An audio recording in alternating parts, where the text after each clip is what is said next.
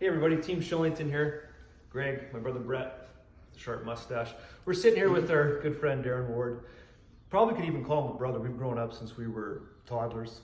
Moms are good friends, and we wanted to bring Darren in today just to talk a little bit about mortgages with Dominion Lending. He's our go-to guy when it comes to mortgages, and we've got some questions we want to grill him on. Darren, welcome. Thank you. So, Mr. Ward, where to start here? Pre-approvals. Fill us in on that. What does somebody need to get pre-approved to actually start looking for a home and be qualified?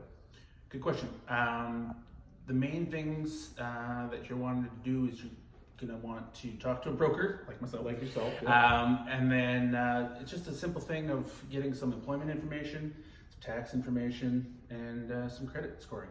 And can be done fairly quickly and fairly painlessly.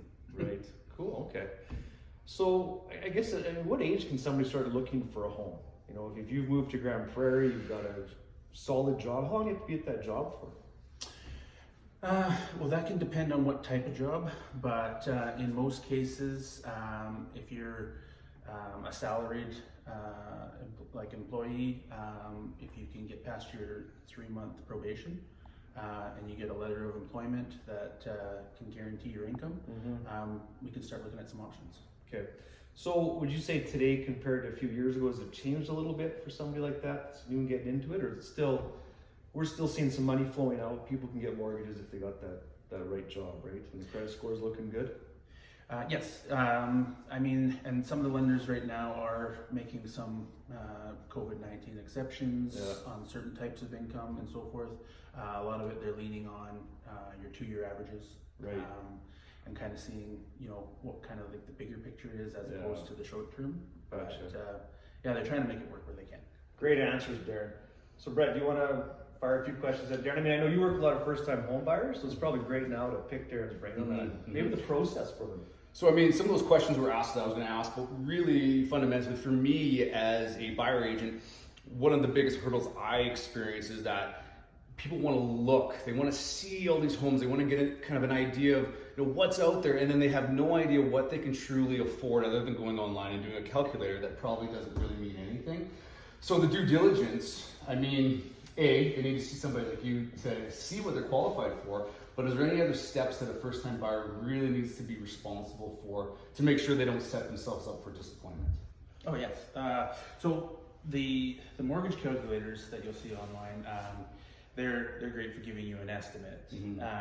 But for an actual pre-qualification, you're going to want to have your income checked.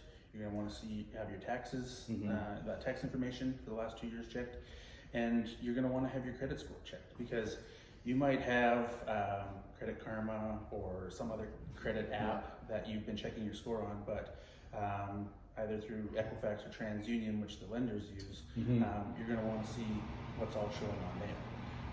And then, it can be done, like I said, really easily, and it can give you a nice painted picture of what's all out there. Because if you've got car payments, line of credit cards, those types of things, that's all going to factor in for your debt servicing. So ultimately what you're saying is that no matter how much online searching somebody does, ultimately they need to truly get a clear answer by seeing somebody like yourself. Yeah, and it gives them that reassurance and confidence too when they talk to their realtor that yes, we're approved for this amount, and they have the steps in place for knowing what they need for a down payment and how they're going to do that and what it's all going to look like from start to finish. Good. That's the biggest clarity a guy can get by just simply going to a lender and figuring out where they're at.